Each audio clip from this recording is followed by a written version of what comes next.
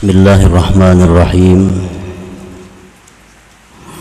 Alhamdulillahi ghafiriz dzambi wa qabilit taubah wa ja'iliz dzambi sababan ilal jannah bi fadlihi wa rahmatihil wasi'ah. Asyhadu an la ilaha illallah wahdahu la syarika lah wa asyhadu anna sayyidana Muhammadan abduhu wa rasuluhu nabiyyul huda war rahmah. Allahumma salli wa sallim wa barik ala sayyidina wa maulana Muhammadin manba'il ilmi wal ma'rifah wa ala alihi wa sahbihi wa dhurriyyatihi wa man tabi'a sunnatah, amma ba'du. Yang kita hormati, kita cintai para habaib dan para alim ulama, para muhibbin, hadirin, hadirat rahimakumullah.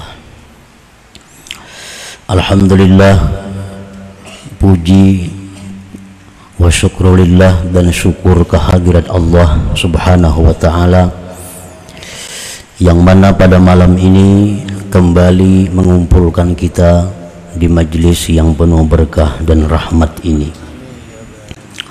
Salawat dan salam kehadirat junjungan kita Rasulullah Nabi besar Muhammad sallallahu alaihi wasallam, dan kepada seluruh keluarga, para sahabat, zurriyat dan pengikut beliau.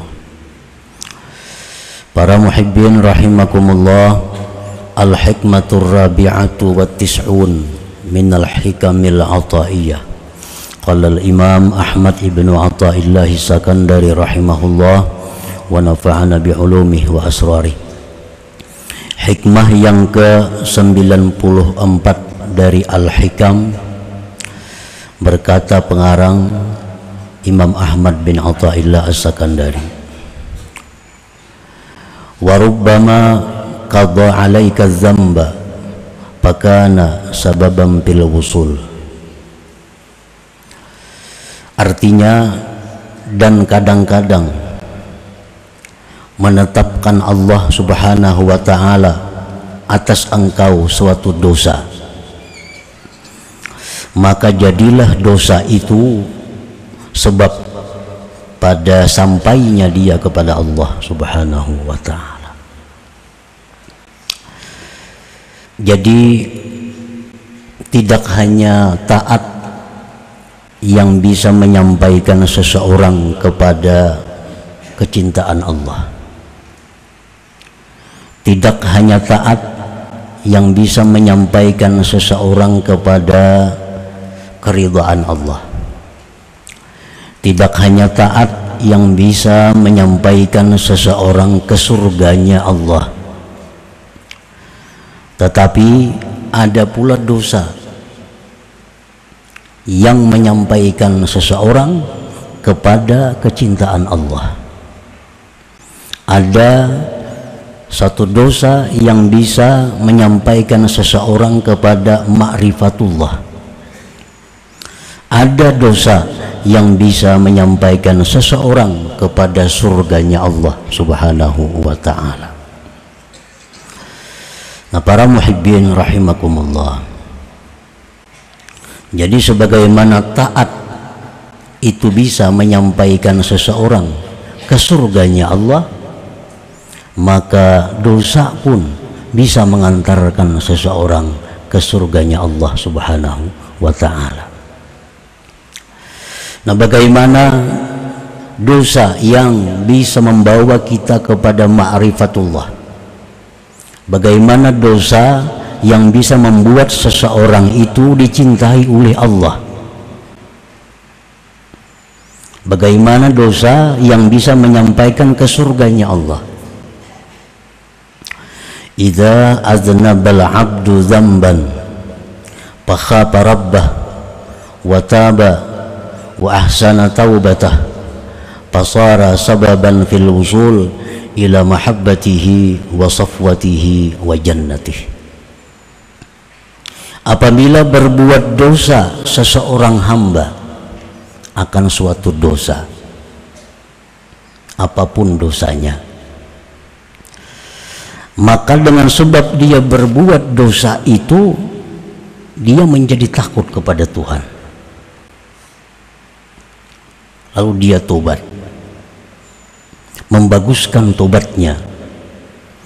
Nah, maka jadilah dosa tadi sebab yang mengantarkan dia kepada kecintaan Allah, pilihan Allah, dan surganya Allah Subhanahu wa ta'ala. Orang tuh dulunya kada pernah takut kepada Allah. Begitu dia memperbuat suatu dosa yang besar, timbul di hatinya ketakutan kepada Allah, timbul satu kesedihan dalam hatinya, timbul suatu kehinaan yang besar dalam dirinya. Lalu dia tobat kepada Allah. Nah, maka dosa yang tadi penyebabnya itu tobat, membaguskan tobatnya, maka itulah yang menyampaikan dia kepada surganya Allah Subhanahu wa ta'ala. Qala Nabi sallallahu alaihi wasallam, rubba dzambin adkhala sahibahul jannah. Ujar Nabi, ada dosa yang membuat seseorang yang berdosa itu masuk surga. Ada dosa, ujar Nabi, yang membuat dia masuk surga. Qalu wa kaifa dzalik ya Rasulullah? Bagaimana bisa demikian wahai Rasulullah? Ujar para sahabat, bagaimana dosa bisa masuk surga? Qal, Rasulullah menjawab, la yazalu taiban parran minhu khaipan rabbahu hatta yamut fayudkhilahul jannah. Senantiasa dia tobat, lari dari dosa, takut Tuhannya sampai dia mati, maka dia masukkan ke dalam surganya Allah Subhanahu wa ta'ala. Nah, para muhibbin rahimakumullah, macam-macam bentuk baik taat baik dosa itu bisa mengantar ke surga. Ada orang yang wiridnya mengingat dosa, orang lain tahajud, orang lain berzikir, orang lain membaca macam-macam bacaan. Ada inya kada, inya malam itu duduk mengatakan, oh dahulu aku merampok, dahulu aku merampok, sedih, menangis. Itu aja amalannya. Oh dahulu aku pernah mencuri, ampun orang, nah, hinanya aku, menangis. Jadi pekerjaannya mengingat dosa aja, nah, mengingat dosa aja pekerjaannya, menangis, ingat dosa, menangis. Nah, ini dosa itu yang memasukkan dia ke dalam surganya Allah Subhanahu wa ta'ala. Macam Sayyidina Umar bin Khattab radhiyallahu an, beliau seringkali menangis. Ditanya oleh kawan-kawannya, mengapa engkau wahai Umar menangis? Aku ingat dulu pernah membunuh anak perempuanku hidup-hidup. Nah, Sayyidina Umar waktu masa dahulu jahiliyah pernah membunuh anak perempuan yang masih hidup, dimasukkan ke dalam tanah, mati. Lalu Sayyidina Umar bila ingat itu menangis, ingat itu menangis. Nah, ingat suatu dosa apabila ditangisi, maka itu menjadi sesuatu yang berpahala sangat besar di sisi Allah Subhanahu wa ta'ala. Ingat dosa, kalau kita sedih, kalau kita menangis, itu jadi sesuatu yang bernilai pahala besar di sisi Allah. Bisa lebih besar daripada bacaan-bacaan yang belum tentu baik, belum tentu khusyuknya, belum tentu benar adab-adabnya. Nah, ini yang dimaksud oleh Nabi kita, bahwa ada dosa itu yang membawa seseorang ke surga. Ingat dosa, menangis. Ingat dosa, sedih. Nah, dosa ini yang mengantarkan dia kepada surga. Dosa ini yang mengantarkan dia kepada ma'rifat kepada Allah Subhanahu wa ta'ala. Nah, para muhibbin rahimakumullah, wa alamatul mudhnibit ta'ib al-muhsini taubatah ay yufarika ashabas su' wa ay yakuna musta'iddan lil maut mujtahidan ala ta'ati rabbih mustadrikan ala ma fata min ta'ati rabbih mutaliban lil halal wa ridha 'ala man zalamahu min ibadih.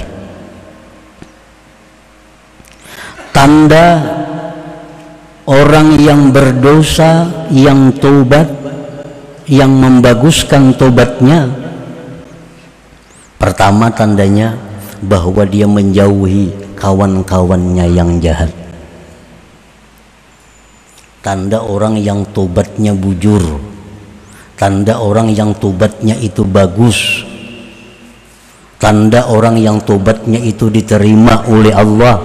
Pertama, dia menjauhi kawan-kawannya yang jahat itu. Menjauhi orang-orang yang menjadi sumber kutukan Allah.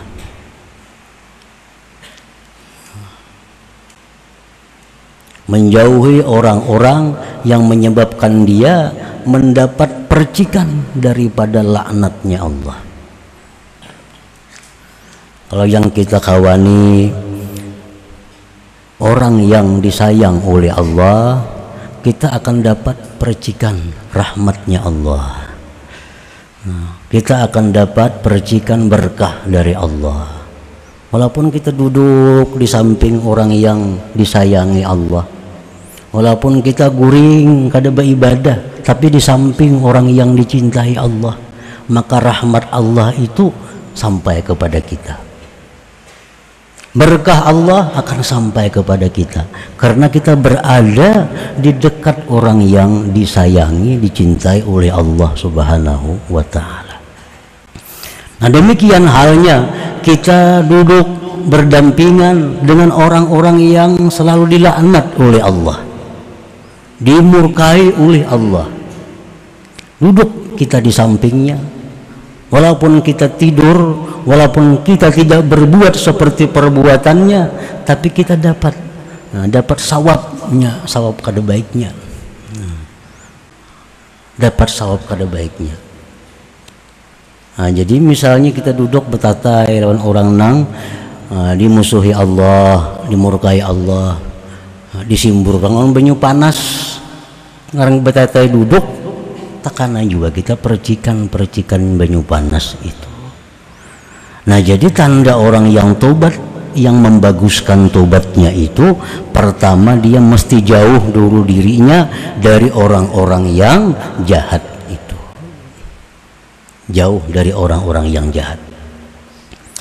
Yang kedua, tandanya orang yang membaguskan tobatnya itu bahwa dia mempersiapkan diri untuk kematian. Mempersiapkan diri untuk kematian.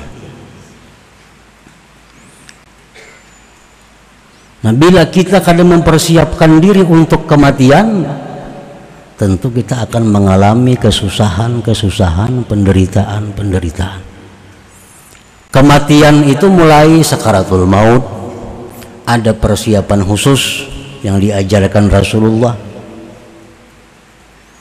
Menghadapi munkar nakir, ada persiapan khusus supaya bisa lulus dari munkar nakir.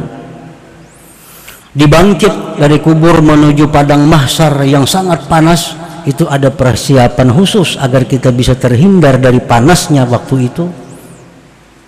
Menghadapi pertimbangan amal, menghadapi titian, itu semua ada persiapan-persiapan agar bisa selamat sampai ke tujuan surga Allah. Nah, orang yang tobatnya benar, orang yang tobatnya diterima Allah, dia mempersiapkan segala-galanya untuk menghadapi tantangan-tantangan yang demikian tadi.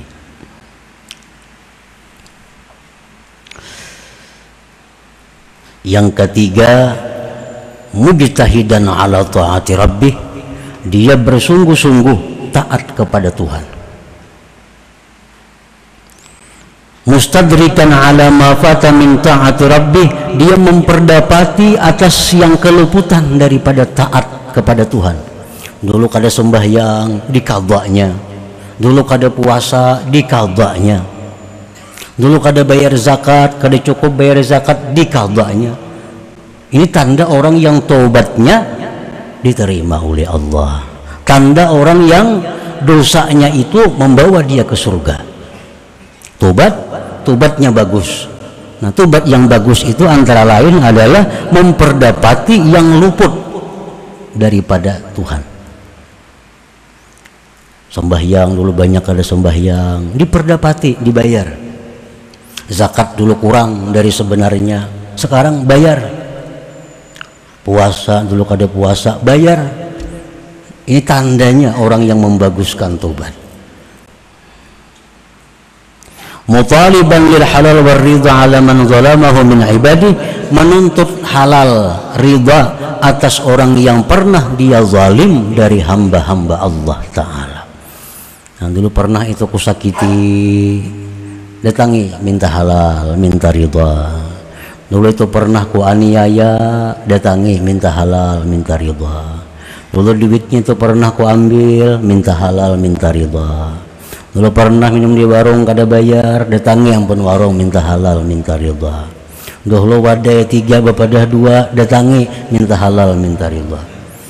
Tanda membaguskan tobat itu. Jadi kalau hanya sekedar menyesal, berhenti, bercita-cita kada berbuat dosa lagi, tapi kada ada membayar, nah kada memperdapati, kada minta keridhaan, itu tobatnya tentu tidak bagus, tobatnya tidak diterima oleh Allah Subhanahu wa Ta'ala. Nah, jadi apabila kita berbuat satu dosa lalu tobat, dibaguskan tobatnya, maka dosa tadi akan membawa kita kepada surga Allah Subhanahu wa Ta'ala. Fakam min waliyyin min awliya illah kana mujaniban ta'ala rabbih summa taba wa ahsana taubatah fasara ila ma sara ilaih. Berapa banyak wali daripada wali-waliullah yang dulunya jauh daripada taat kepada Tuhan, kemudian tobat dia, membaguskan tobatnya, akhirnya jadilah mereka kepada sesuatu yang jadilah mereka kepadanya. Tidak sedikit wali-wali Allah itu nang asalnya orang ini sangat jauh dari Allah. Tidak sedikit wali-wali Allah nang asalnya dulu ahli maksiat kepada Allah, tapi karena mereka menyadari kehinaan dirinya dengan maksiat itu, lalu mereka tobat, membaguskan tobat, akhirnya mereka jadi aulia Allah Subhanahu wa Ta'ala. Mislu Fudail bin Iyad contohnya yang terkenal sudah kisahnya. Kana syatira, dulunya perampok. Nah, dulunya perampok. Kemudian tobat, membaguskan tobatnya, maka jadilah dia min kibaril aulia, aulia besar. Wa mislu utbatul gulam kana munhamikan pisar, dulunya tenggelam dalam kejahatan, minum-minuman, perjudian, perempuan dan lain-lain. Summa taba, kemudian tobat, wa ahsana taubatah, membaguskan tobatnya, fasara minal aulia, jadilah dia aulia Allah. Napa zambu iza awrasa khawfan minallah wa taubah khairun min ta'atin awrasat amnan wa ujbah. Maka bermula dosa apabila menimbulkan ketakutan kepada Allah, menimbulkan tobat, maka dosa itu lebih baik daripada taat yang membuat dia merasa aman dan ujub dengan dirinya. Ini dosa, maksiat, tapi mbak itu takutan lawan Tuhan, takutan lawan Tuhan, lalunya bertobat. Nah, dosa tadi lebih baik daripada taat, yang mana seseorang dengan taat itu menjadi merasa aman dirinya, merasa pasti ke surga, merasa dirinya ahli surga, takjub dengan dirinya. Nah, itu taat lebih hina daripada maksiat. Nah, para muhibbin rahimakumullah, jadi taat itu yang dipandang Allah isinya. Dosa dipandang Allah isinya. Nah, kenapa taat itu menjadi mulia? Karena isinya taat itu adalah ubudiyah, kehambaan. Kehambaan itu sama dengan kehinaan. Jadi kalau kita berbuat taat, kalau diri kita merasa menjadi hamba Allah, diri kita merasa hina, diri kita merasa butuh kepada Allah, nah ini taat yang bermakna di sisi Allah, taat yang diterima oleh Allah. Kenapa maksiat itu menjadi musuh Allah? Kenapa dosa itu menjadi hal-hal yang merugikan seseorang? Karena di dalam dosa itu ada inat, ada ingkar kepada Allah. Di dalam dosa itu ada kesombongan seorang hamba kepada Allah. Lalu dosa itu mendatangkan siksa. Jadi sebenarnya bukan dosanya, bukan taatnya yang dipandang hakiki oleh Allah, itu adalah isinya. Bukan zahir perbuatan taat, bukan zahir perbuatan dosa, tetapi isinya yang dipandang oleh Allah. Kalau perbuatan taat tapi isinya kada sesuai, taat tapi isinya angkuh, isinya sombong, isinya ujub, taat ini tidak akan punya arti apa-apa di sisi Allah dan tidak akan memberi manfaat kepada orang yang berbuat taat itu. Nah demikian dosa. Kalau dosa ini dalamnya berisi kehinaan, dosa ini berisi bahwa dia sangat berhajat kepada perlindungan Allah, maka dosa ini menjadi sesuatu yang menyebabkan dia diridhai oleh Allah Subhanahu wa taala. Nah, jadi bukan dosanya, bukan taatnya yang dipandang Allah, tapi isi dari keduanya itu. Sebagaimana berkata Imam Ahmad ibnu Athaillah, maksiatun awrasat dhulla wa iftiqara khairun min ta'atin awrasat izza wa istikbara. Maksiat tapi menimbulkan kehinaan dan keberhajatan kepada Allah lebih baik daripada taat yang menimbulkan kemuliaan dan kesombongan.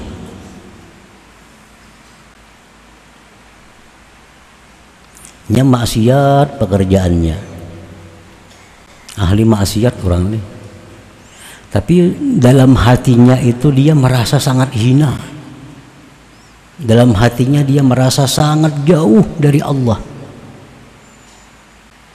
dalam hatinya dia sangat berhajat kepada perlindungan Allah. Nah ini lebih baik daripada orang yang tahajud, sembahyang, macam-macam, tapi dia merasa dirinya besar. Nah, merasa dirinya ini sombong, merasa dirinya ini angkuh, ujub dan sebagainya. Karena bertentangan dengan buah, dengan isinya tadi. Taat bermanfaat kepada kita, dihargai oleh Allah bila taat itu berisi ubudiyah, kehambaan. Kehambaan artinya kehinaan. Nah, dosa itu menjadi penyakit, dosa menjadi azab bila isinya keangkuhan, bila isinya keangkuhan, keingkaran. Nah apabila dibalik yang dipandang itu isinya.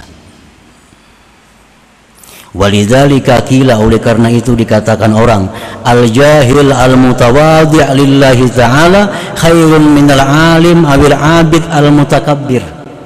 Orang jahil, kada punya ilmu, tapi dia tawadhu. Tapi dia tawadhu, dia merasa kebuduhan dirinya, dia merasa kehinaan dirinya. Si jahil nih itu lebih baik daripada orang alim atau ahli ibadat yang sombong. Yang sombong. Ilmu itu bisa bermanfaat kalau membuahkan. Membuahkan apa? Membuahkan kehinaan diri kita, membuahkan kebesaran Allah Ta'ala. Itu ilmu yang bermanfaat. Kalau punya ilmu banyak tapi kada membuahkan itu, ilmu kada ada manfaatnya, kada ada manfaatnya. Al-asi al-mutazallil khairun minat ta'i'il mutakabbir. Orang yang maksiat kepada Allah tapi dia merasa dirinya hina di sisi Allah, merasa dirinya lebih hina dari orang-orang lainnya, itu lebih berharga di sisi Allah daripada orang yang taat namun dia merasa besar. Taat tapi sombong. Nah, para muhibbin rahimakumullah,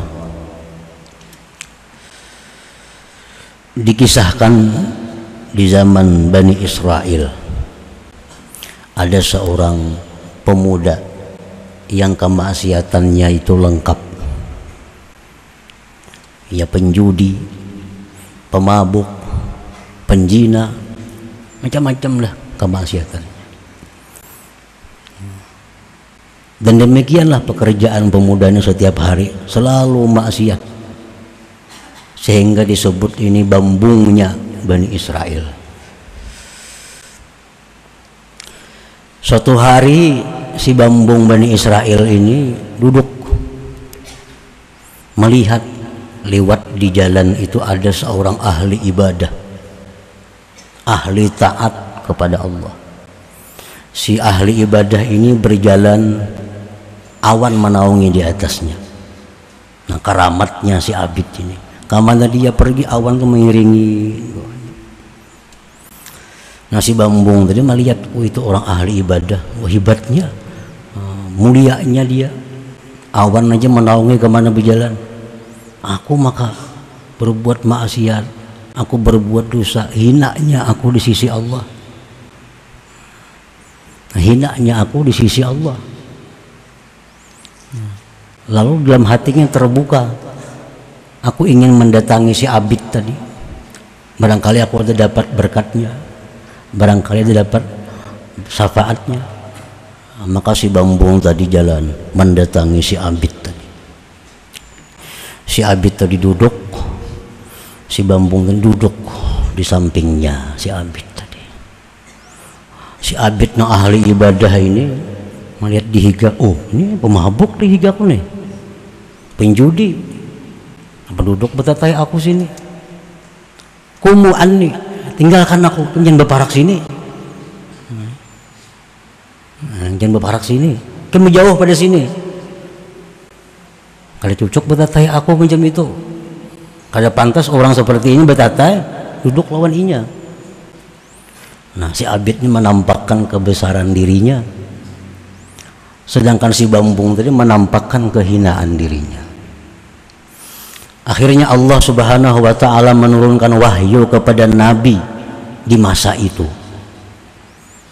Isi wahyunya, wahai Nabi, sampaikan kepada abid itu bahwa seluruh amal ibadahnya aku hapus, aku gugurkan karena kesombongannya. Dan sampaikan kepada si bambung tadi, seluruh dosa-dosanya diampuni oleh Allah Subhanahu wa ta'ala.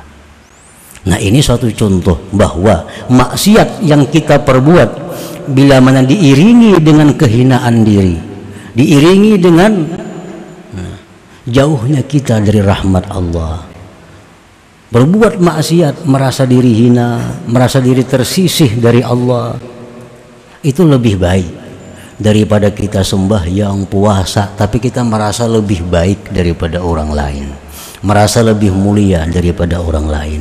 Itu menunjukkan bahwa amal ibadah yang kita perbuat itu tidak bernilai, tidak ada harga di sisi Allah Subhanahu wa ta'ala. Kenapa? Karena lain isinya.